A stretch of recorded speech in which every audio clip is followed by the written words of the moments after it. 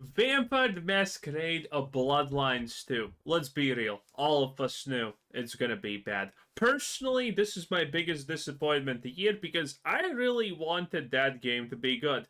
But at the end, it wasn't even a poor man's bait and switch.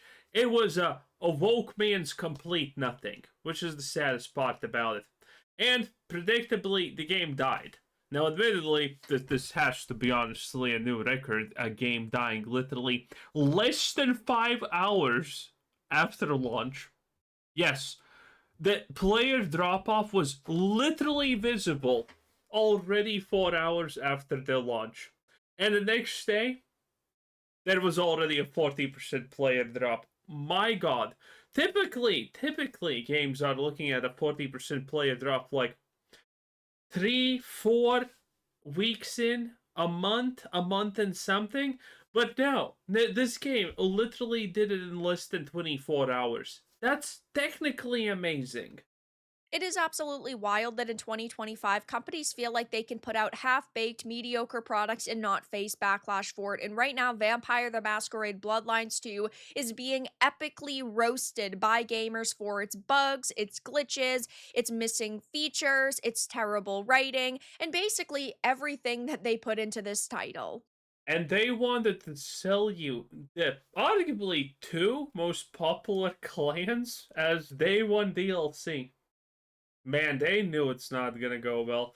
But after the backlash and the pre-orders collapsing, man, they even had to, by the way, in force, they got forcefully forced. That's a stupid sentence. 10 out of 10.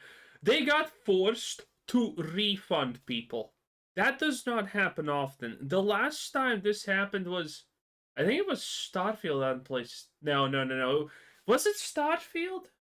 I can't remember, but there was a Cyberpunk got refunded on PlayStation. There was something else. I can't remember the name, but something else. I have a few different things to show off, but before I get into the topic, if you enjoy the content I create, check out the links in the description, join the community in my live streams, and consider supporting through Patreon or YouTube memberships. Now, people have been waiting decades for Bloodlines 2 to release, and unfortunately, those people were completely and utterly screwed over. The TTRPG was amazing, the first game was amazing, but the second game has really killed off this franchise for a lot of people, and I truly don't see a way that they are going to make another game, that they are going to be able to even fix the game that they just put out. Oh, they're never gonna be able to fix the game. It's bad on all accounts. The systems, the gameplay, the dialogue, everything.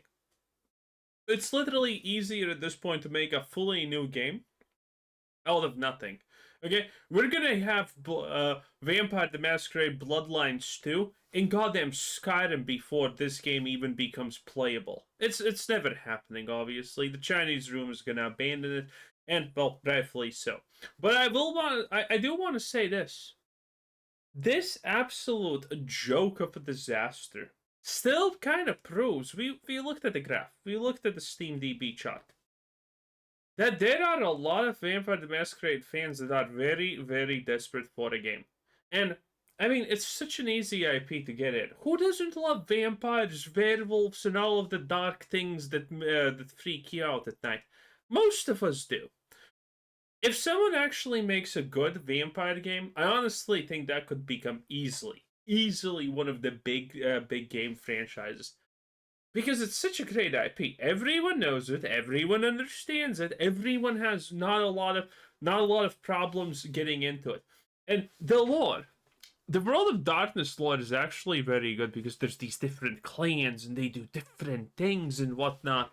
It's very interesting. And then there's the antediluvians. Ooh, scary. It's very cool. It's very interesting. I think a lot of people would very much enjoy it. I think this is honestly a completely untapped gold mine filled with possibilities. It's like Warhammer 40k. Warhammer 40k has been in the forefront of culture for decades. And yet in gaming, well, we have a lot of Warhammer games at this point, but still nothing really hits that hot. Space Marine 2 was the last thing that, really actually rocked the boat in that sense. But there's so much more potential. I think Vampire the Masquerade is literally the same thing.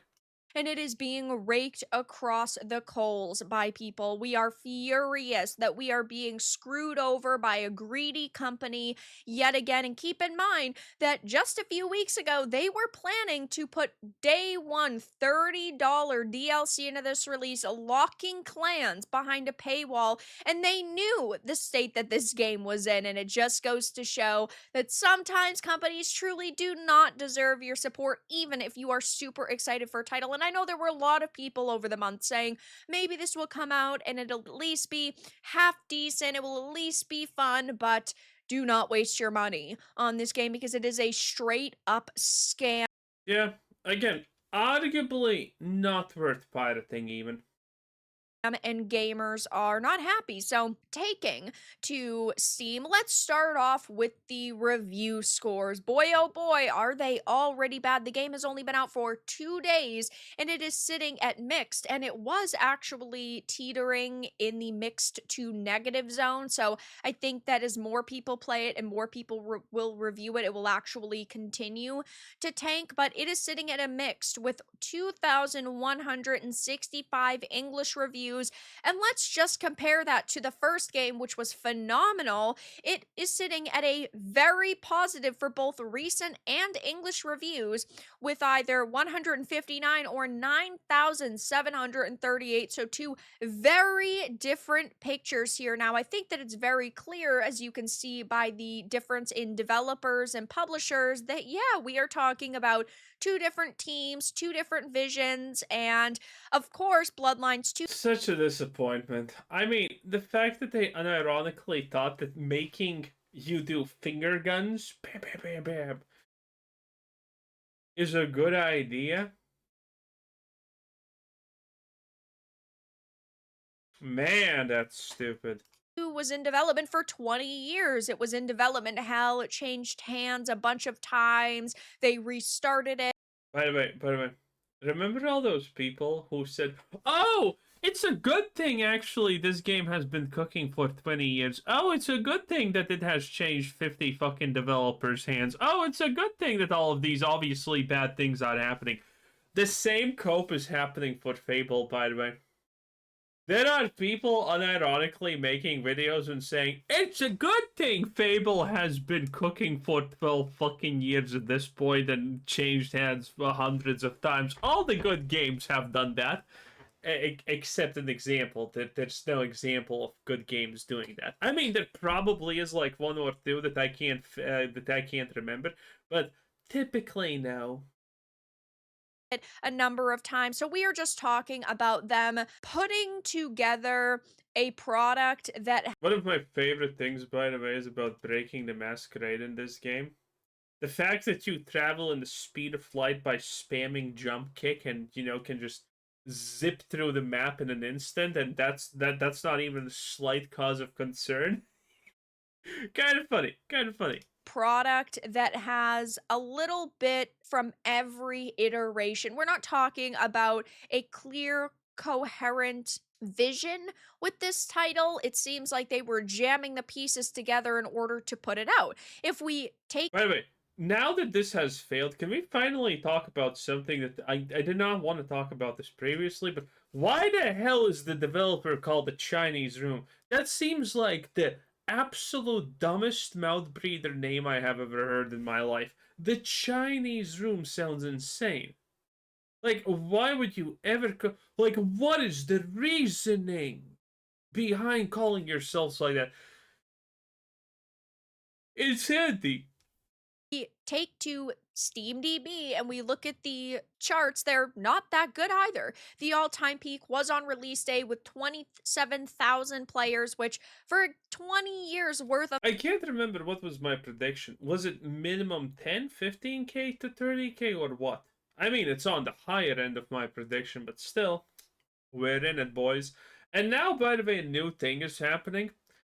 For roughly a year and a half, I was living the good life because it was done. The prediction formula was perfect, but now it's slightly changing. Because, well, and things like this in Borderlands actually prove it.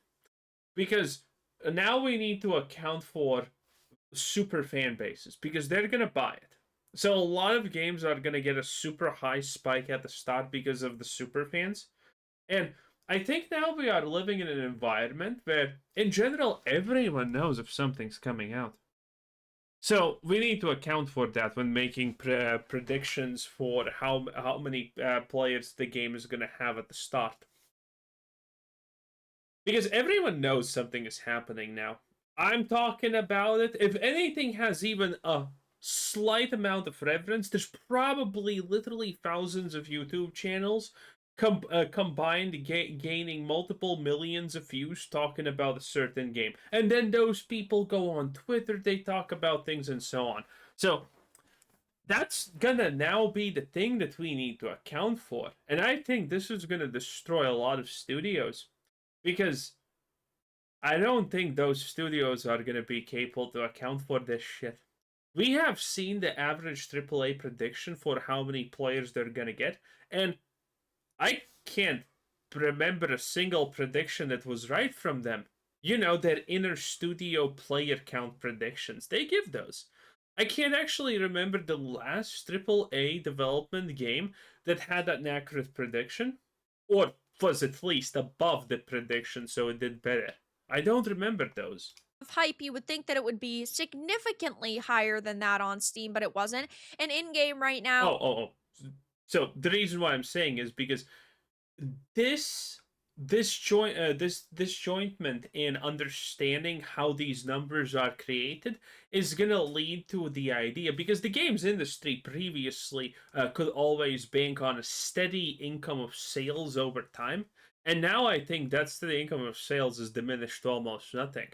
But the amount of games that's being created every year and whatnot, there's an abundancy. There's no reason to ever buy anything bad nowadays because you can probably buy something good nowadays that can substitute that. So these high numbers, these super high numbers. If this game, by the way, came out 2 years ago, I think it would have maybe 11K peak players. But since everyone knew about this, everyone was talking about this, it's higher. And these numbers are gonna lead to inflated budgets because companies are gonna be like, "Oh, look at how many people we can get in through the door," and then the trickle down people that are gonna keep buying it, but they don't no longer exist. I think this is gonna lead to a collapse of a lot of studios. is 12,446, and this game actually had a lot of followers. It had 193,000. Now again, it was on Steam for a number of years, and it is actually number 22 in top sellers, but it doesn't look like any of the people who are buying it are 22 in top sellers means literally nothing considering there's no competition at this point. The closest competition is probably the Outer Worlds 2, and that's not the releasing for another week. really playing it, or maybe we're talking about a situation where, let's say, half of those 27,000 people actually refunded it. We don't have any sort of sales numbers, but this is definitely underperforming if the scores and also the player count is a show of that. Now, if we go over to Metacritic, we are talking about a 65 critic score and a 4.1 user. Now, I generally say I do not trust the critics. These scores were so low, though, that I said I have a feeling gamers are also going to have problems with it, and they definitely do. With 74 user ratings, it is sitting at a 4.1. It's so sad that people waited so long for this game to come out, and it finally did, and it is a pile of trash. We are talking about them missing several features, the graphics being bad, the gameplay being mediocre.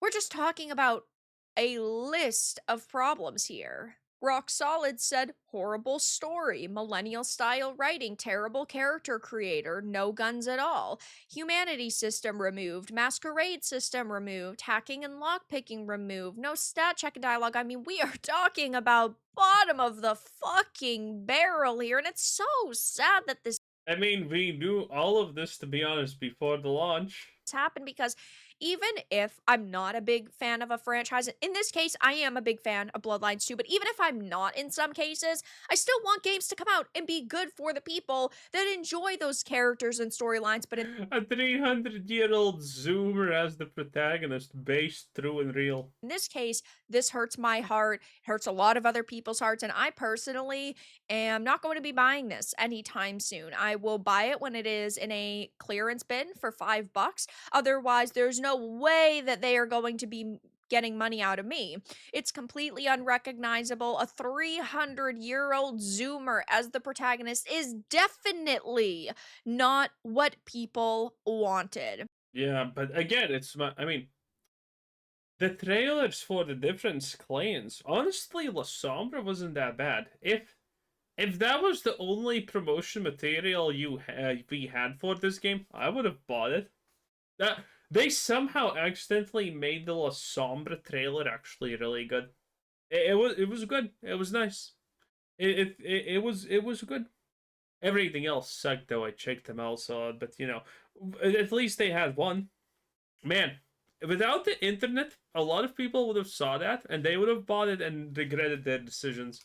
Vampire the Masquerade, Masquerade system removed, absolute Kino. The original Bloodlines game was released unfinished as well, but the players had the I wonder if it's supposed to be pronounced Kino. Sounds cooler. tools to mod the content back in as well as new content. And yeah, I understand the mentality that, oh, modders will work on it and modders will fix it. But I think that mods should enhance the gameplay years after people have already gotten enjoyment out of it, like a second wind to a game. I don't think that on release day, By the way, this person, Masquerade system removed is just a straight up lie. This is true, actually. The Masquerade system is the one that you can't just use vampire powers in front of normal people. You get access to guns within the first. This is a stretch, okay? You can't really get access to guns. They scrapped the day one DLC ages ago. No one cares. I mean, at this point, I don't care if people even lie about this game because it's over. It's just dead. It's absolutely over. we should need mods in order for it to be palatable, that's for sure. I've waited for this game probably around 15 years. I would like to hate the studio, but I don't. I also had my own attempts in game devs with big publishers. I think this game is just the final straw for me. We need new economics in game dev. Games are getting shittier every year, and like I had highlighted, the user scores over on Steam are sitting at a mixed, and again, they've been teetering on negative, but Well, too bad the developers, unlike in the Steam forums, they can't ban the negative user reviews here. Yeah, by the way, they did that. The Chinese room. That did, by the way, a bunch of woke activists. This is one of the big reasons why the game is shit. Because they are activists. The devs literally proclaim that they are political activists and they care about that stuff. And that they want to make this game inclusive and all of that shit. lots of people are saying it's just not what they expected. Some people say that this game would be great if it didn't have the Bloodlines tagline. They are wrong. This game is a bad Bloodlines game because it's not an RPG. The game is a bad World of Darkness VTM game because it feels like half the writers couldn't be bothered to learn the lore. This game is a bad immersive sim because there is no variety in how you approach encounters, because the world is entirely devoid of anything interesting, because it has no cohesive theme unifying the plot or the character. Yeah, there's nothing good about the game. That's just a solid it. And before you, that one person who is gonna comment, oh, I bought the game and I'm having fun. That's because you have an extremely low IQ. Okay? It is what it is. In any case, that was Mommy Very Dark 10 out of 10. Bye.